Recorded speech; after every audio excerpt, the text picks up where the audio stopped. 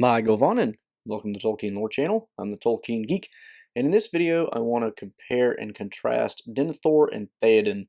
I've done a couple of other videos where I kind of compare the parallels and contrast between these same chapters, but I haven't specifically focused on Denethor and Theoden. And these two people on their own provide quite a lot of material to be mined.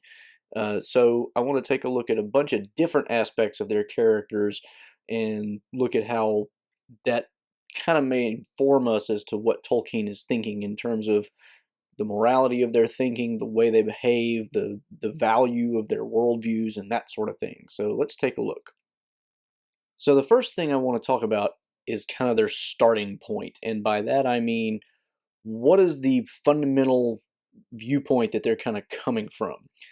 Theoden and Denethor have very different personalities. On the surface, it seems like they both kind of start in the same place because they both start out kind of hostile to Gandalf. But the reason for this, at least in part, is because Theoden has been deluded by Wormtongue. Theoden himself appears to have been, before being kind of deluded by Wormtongue, perfectly good leader, ruler, and all that. Whereas Denethor, the impression we get from not only the text, but even if you look in the appendices and we get little hints of his history, seems like he's always been, if not a bad guy, at least not one of the good apples, let's say. He's always got a little bit of a sour tinge to him. And you can see that going way, way back when in the appendices we get this story about Aragorn serving both Thingol, Theoden's father, and Ecthelion, who's the father of Denethor. While he's serving Ecthelion, Denethor sees him as a rival and doesn't really like Aragorn at all.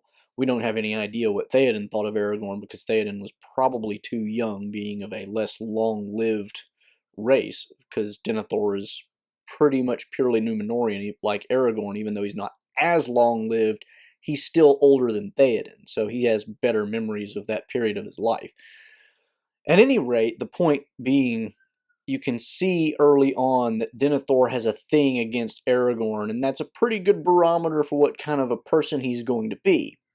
We don't get a lot of history on Theoden, but we definitely do get the impression that the reason he's in the state he's in when we meet him in the book is because Wormtongue, using the motivations of Saruman and his input, has poisoned Theoden to be, let's say, more cowardly and a weaker overall person, both physically and mentally. But the physical aspect of that appears to be mainly the result of his own mental weakness. He has become more self-absorbed and all that. And that's why, in one sense, we can see him as being parallel to Denethor when we first meet him, because Denethor is also very self-absorbed. But their origins and their starting points really inform kind of where their trajectory goes after Gandalf arrives in Rohan and then Minas Tirith, respectively. So let's take a look at the ways in which their stories really radically differ from each other. One thing that we can see here, and this kind of goes all the way from the start to the end, this kind of covers their entire trajectory that we can see in their stories in the Lord of the Rings, is this idea of the way they see themselves as the rulers of their respective realms. Denethor, in word, will admit that he is a steward waiting potentially for the return of the king. But when faced with the actual prospect of that, and he does know about Aragorn, he very clearly is not about to give up the rule of Gondor for Aragorn's, taking his place as the actual head honcho. And we see that a couple different ways, but he makes it very clear. Theoden is the rightful king of Rohan, but he also knows that he is in a perpetual alliance with Gondor. That was kind of the grounds upon which the earlier stewards of Gondor had granted the Rohirrim the land of Rohan to live in much earlier in their history. And so he is very ready to uphold his end of the bargain and bring the riders of Rohan to the aid of Gondor after he has already taken care of the problem of Isengard. So Theoden sees himself not as a vassal per se, but certainly in a state of being obligated to somebody else, whereas Denethor while he will admit that in word, definitely does not admit to it in practice, because he wants to use the excuse that Aragorn is of the northern line as a way of getting around the whole idea of giving up his rule. And we can see this because when, just before he commits suicide, Gandalf asks him, "What do you want?" He basically says, "I want things to be the way they've always been in my life. Me in charge in peace." And it's very telling the way he puts it. I mean, I'm paraphrasing, but the way he says it in the book, if you read between the lines, it's very clear. I'm not giving up 1 inch of anything I have, and if I have to give up anything, I'm just going to kill myself instead of having to deal with that.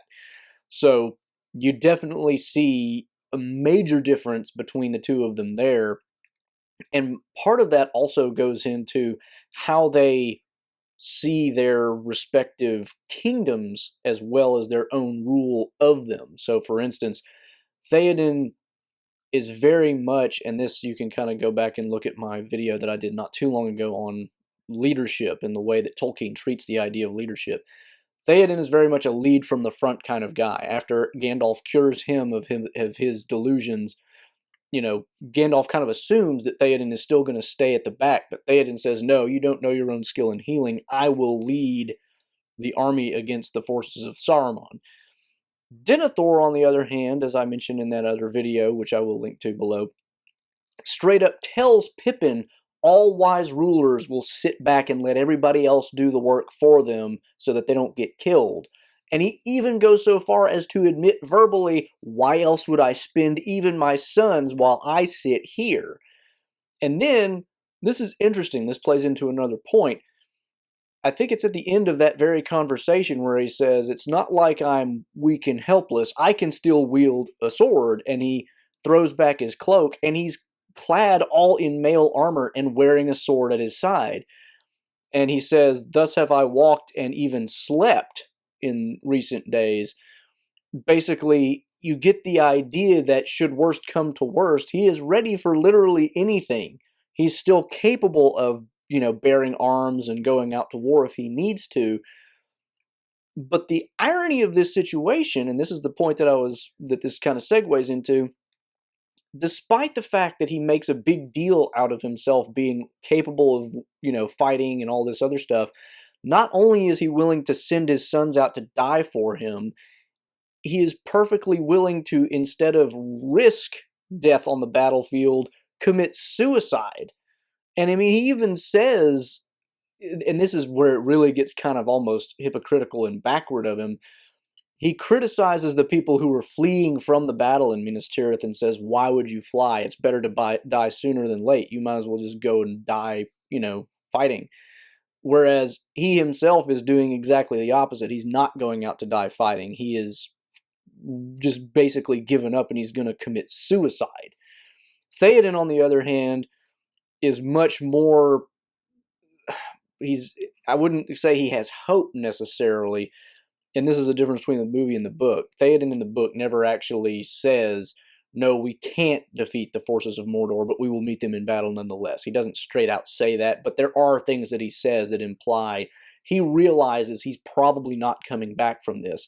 Nevertheless, he is the leader of the Rohirrim, and he leads them on the front lines, and when they reach Minas Tirith, he is literally the first person into the battle. If you read that passage where he sounds the charge and rides off, he's way ahead of everybody else, and they can't even catch up with him, and he's just like hacking people down left and right before everybody else gets into the fight. So Theoden, and I mean, it kind of gives you almost that idea of a Norse berserker type, the bloodlust of a berserker. He goes into battle because he's just in a battle rage, and that's what it is. But it's also, even in his calmer moments, he is consciously making decisions to go out and do this thing that he knows is likely to lead to his own death.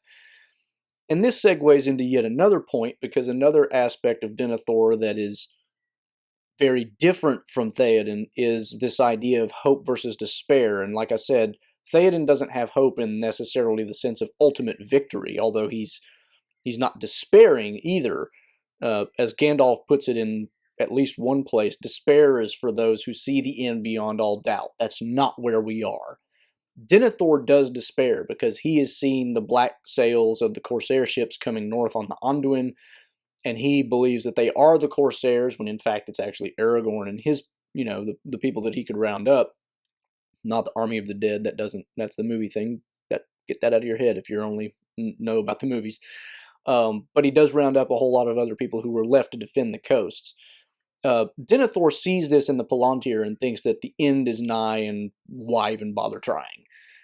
Theoden, on the other hand, is quite the other way around. He is very much the epitome of what Tolkien would call the northern ideal of courage, and Tolkien thought a great deal about this. This was one of the things that he thought the men of the North, even in their pagan times, had as a great virtue that they could contribute to the Christian tradition, Catholic as he was.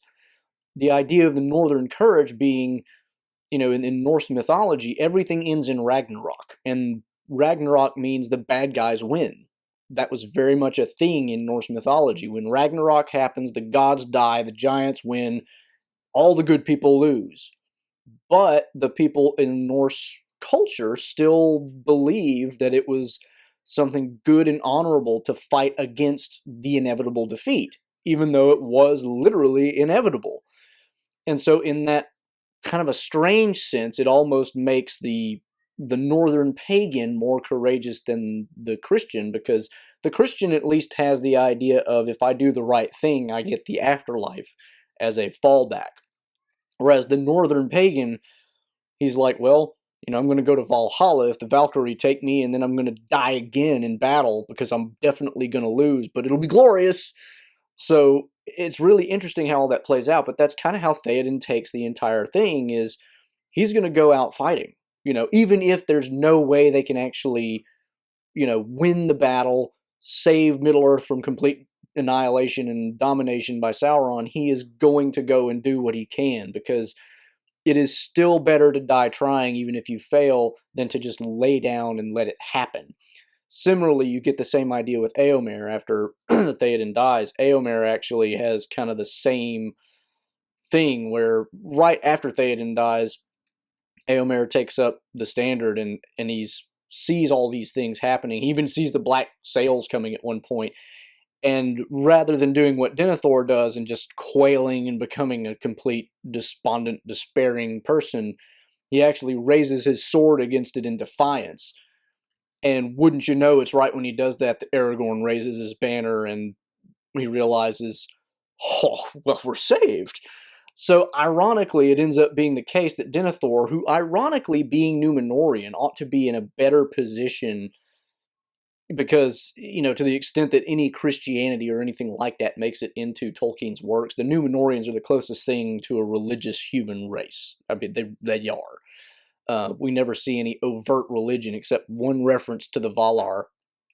But the only real people you could say have any kind of religion are the Númenorians. And so you would think, of all people, Denethor would have a better sense of, this is my moral duty, I need to do it. But in fact, it's Theoden who ends up being the better man in that scenario. So that was kind of a long tangent and talking about a whole bunch of different kind of interrelated issues. Let's talk about some that are a little less related. Of course, another thing that's really distinguishes both of these two men is the idea of pride. Denethor is clearly one of the proudest, most arrogant people we come across on the non-Sauron side, at least. Certainly the people we see on the Sauron side probably top him even in that category. Saruman is very prideful. The Witch King is obviously arrogant. He thinks he's unbeatable, except when Éowyn reveals who she is, and then he's like, oh wait, this might go badly. But on the good side, you might say, to the extent that Denethor can be counted among the good guys, he's definitely one of the proudest, and you can tell this kind of goes back to the idea of, I'm not giving up my rule to some I'm using the wrong word, ragtag, ranger from the north who's not even of the line of Gondor, which isn't even quite right, because one of the Gondorian people intermarried with the north. But anyway, separate issue.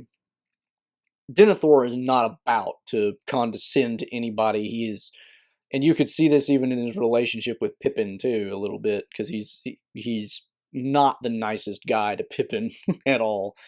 Theoden never really shows any amount of pride, and he's never he's certainly willing to, be as hospitable as he can to Aragorn, Gimli, Legolas, and Gandalf.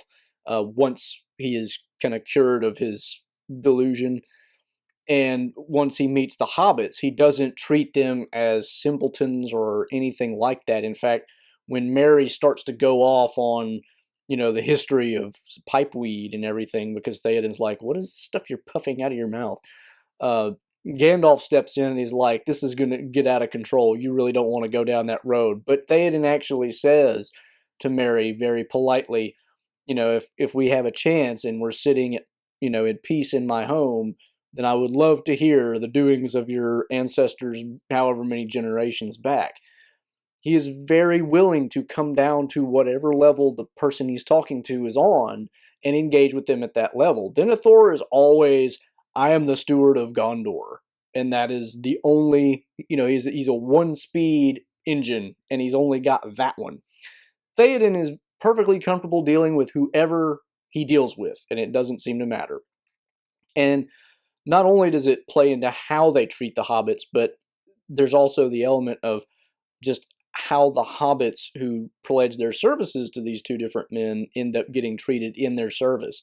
Theoden continues, of course, in his approach of being very generous, very kind, fatherly even. I mean, Merry even says, "You will be a father, as like a father to me," and Theoden, really does kind of treat him that way. And whenever Theoden is about to ride off and Merry wants to go along, he's like, "No, I took you into my service and kept you here for safekeeping. I am not about to take you to war. That's not really the point of why I was, you were left here in my care."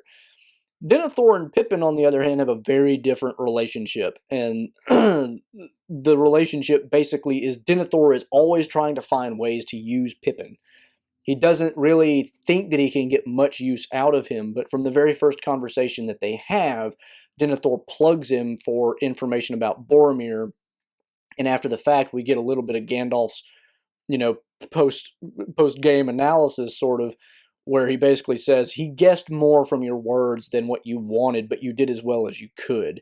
And of course, Denethor is, even admits to Gandalf openly, that yes, I'm trying to get more information out of him because I know I can get it from him easier than I can get it from you. So Denethor is constantly just trying to use Pippin, and then when Pippin at the end, is trying to save Faramir, of course, Denethor just turns on Pippin and you can tell he just hates him for it. Whereas Merry, even though he also disobeys Theoden, Theoden basically says, "Don't worry about it. Great heart cannot be denied." And, he understands why Merry did what he did, and he's not about to bash him over it now that he's, Merry even says, "Forgive me if I broke your, command just to do nothing but weep at your passing," which isn't quite true. I mean, he did help Eowyn defeat the Witch King, so that's not like he did nothing. But he feels like he did nothing, and even in his dying moments, Theoden is finding ways to comfort Merry. And unlike Denethor, who is just treats Pippin like garbage when it comes down to it. But even before that point, Denethor, like Theoden, releases Pippin from his service, just like Theoden releases Merry. But Denethor is doing it out of a completely different motive. He's doing it out of a sense of, "I'm about to die. I don't care what you do. Just whatever. Go die with the Grey Fool Gandalf if you want to."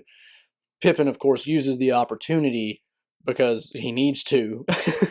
But, it's a very different style and a very different approach to how he treats Pippin versus how Theoden treats Merry. Another aspect of this whole prideful thing is how the two men react to Gandalf's advice. Gandalf, when he gives advice to Theoden, it doesn't take long for Theoden to turn around, really, once Gandalf really starts talking to him one-on-one, and he turns around and he understands what's going on. He realizes he's been kind of duped, and he starts taking Gandalf's advice. He realizes Gandalf has wanted his best interest this whole time. Even though his best interest is going to result in his own death, he realizes it's, for the greater good, if nothing else. Denethor, to the extent that Gandalf gives him advice, is, at one point Gandalf says, you should probably do X. And Denethor said, I've already thought about that. Kind of just dryly passing it off as, yeah, whatever. And to the extent that Gandalf has any other advice that Denethor doesn't particularly like, he just doesn't take it. I mean, he really considers himself smarter than Gandalf, and you can tell this because he says at one point, again, this is a slight difference between the movie and the book. In the movie, he says, for all your subtleties, you have not wisdom. In the book, it's not quite that insulting. He says, for all your subtleties, you have not all wisdom. And of course, Denethor is, using this basically to say that you're a smart guy, Gandalf, but you're not that smart. So it's not quite, you're a tricky dude, but you're dumb at the end of the day. It's more like you're a smart guy, but you're still not that smart. I've still got one up on you. So Denethor definitely sees himself in kind of a higher position relative to Gandalf, in terms of at least his, ability to think things through and whatnot, not his power level necessarily. Another aspect of this pride thing is that Denethor kind of equates himself with Gondor and Gondor with Middle-earth, almost. He basically makes it clear, and this goes back to what I had said earlier about when Gandalf asked, what would you have? And he says, I would have things as they were, in my younger days, just me ruling in peace. He thinks of Gondor as kind of like the all-important thing, and because he's the steward of Gondor, he, by extension, is all-important. Theoden clearly does not think this way, and you can tell because, again, he's willing to risk his own life, and all of this kind of plays in together to the same themes, but with Denethor, you very much get this idea that, unlike Baragond, who can say something very accurate, which is, if Gondor falls, who will stand? Probably nobody. Gondor really is the greatest bastion of defense against Sauron. That's why he sent his biggest army there. He did attack the Woodland Elves in Mirkwood and in Lothlorien, and he attacked Dale and Erebor, but he sent his biggest army after Minas Tirith, because Minas Tirith is a gigantic siege-resistant fortress. I mean, it really is. So Baragond can say that rather, just plain matter-of-factly, but Denethor thinks of Gondor as something a little more, and we can see that because at one point Gandalf actually says, you think, as is your wont, only of Gondor, but there are other lands, and there will be other times. And he says, Gandalf also says, I too am a steward, did you not know? And he basically goes on to point out that, all living things that are, fight against the shadow are under my care. So Gandalf is basically showing, I'm thinking of the big picture. You're thinking of you and your little bitty tiny kingdom of Gondor. It's not tiny, but in the scheme of things, in the scheme of history, in the scheme of all of Middle-earth, compared to the mission of destroying the ring and everything else, Gondor is not that important. And, Gandalf is trying to make that point without being, aggressive and, rude about it. But Denethor very clearly, and certainly Gandalf thinks so, Denethor thinks exactly the opposite. Denethor thinks that if Gondor falls, the rest of it just doesn't matter. And I know he says something to that effect somewhere, I just can't remember the exact phrasing, and I don't remember it well enough to paraphrase it, so I don't want to try, but he says something at some point that implies, Gondor is paramount. And so, that very much is the idea that Denethor has about his own position, because ultimately it seems like he equates his position with Gondor almost with Gondor itself. Another point with Denethor, and here the contrast is a little bit different, because you don't have Theoden looking in a palantir, but Denethor obviously does, and he does it fairly often. Interestingly enough, he seems to be more resistant to being corrupted by it than Saruman is, because Saruman ends up turning completely the other way and ends up, if not necessarily joining Sauron, at least pretending to, so he can get in and do whatever he wants to do. Denethor has this idea, and this kind of relates to the pride issue. He thinks he's good enough to use it and not, suffer any bad consequences. And so he ends up with, looking into the Palantir, and unfortunately this does lead to bad consequences, not because he's corrupted the way Saruman is, but because he's allowed to see or made to see things that Sauron wants him to see, and not really anything outside of that scope. And that would be the Corsair ships and all that stuff. So Theoden, on the other hand, never seems to want to take this kind of step of going further than his own limits and really testing things beyond what he's really capable of testing. So that's another difference between the two.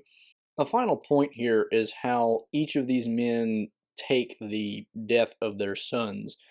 And it's a little bit tricky because by the time we meet Denethor, his son Theoden is already dead. And we almost don't see any impact on him at all. But that in itself tells us something really powerful. Denethor, of course, takes the death of Boromir rather harshly, especially because he liked Boromir better than Faramir. He would rather Faramir have died and tells him so rather explicitly. But then when Faramir dies, it seems like he just completely collapses. And this is where he really reaches that point of complete despair. How much of that is due to Faramir's death versus him looking into the Palantir and seeing the Corsair ships is not exactly clear. The text doesn't make it obvious. We just know that the two happen more or less at the same time. Faramir comes back wounded. Faramir, of course, isn't dead. Did I say he was dead? Anyway, he thinks he's dead, or at least he assumes he's going to die. Let's put it that way. But anyway, Denethor, when Faramir is lying sick, that's when he's looking into the Palantir. And so it's interesting how, would he have even looked into the Palantir had Faramir not, been wounded to the point where it looked like he might die? It's a really interesting question. The other thing, though, is people are telling him, and it's not quite as crazy as in the movie, but even in the book, you do have people telling him, Faramir needs to go to the houses of healing, we need to, get him some help. And Denethor doesn't really seem to like that idea. He's like, no, we're all going to die. Let's just die. So it doesn't seem like the death of Faramir is something that is making him despair, or the idea of Faramir dying, but it definitely does seem to play a role in tipping him over the edge. But the weird thing is, we've already seen him say, I'm spending my sons rather than going out and fighting myself. And so it's like, do you actually really care? How much does he actually care about Boromir and Faramir dying? He cares because he's definitely, upset by the idea, clearly. He doesn't like the fact that Boromir died, and then when Faramir apparently is going to die, it really, really hits him. But it's not because we know that it's not just the death of Faramir that would bring him there, because he likes Boromir better. And yet he's not completely bummed out over Boromir being dead the way that he is about Faramir. So what's going on here? Well, it seems like Denethor is actually more upset about not leaving behind a line to succeed him as steward. And he actually kind of says this, I want to say, definitely in the movie, but I think even in the book, he basically, says something about the line of stewards failing. And so it seems like, going back to that comment again, I would have things the way they always were, with, me ruling in peace. And I think even in that comment, he says, with, sons to succeed me. He doesn't put it quite that way, but it's implied, I think, in what he says. So there's this idea, again, that he's putting himself at such a, he sees himself as so important, and his line as a steward is so important, that the idea that Faramir is going to die, if it had been Faramir first, I don't think that would have been really a problem. I think the real issue is the fact that because Faramir was his last chance at leaving, any kind of a lineage after himself, that's what does it. And so it's, again, coming back to this self-absorption and pride that he has.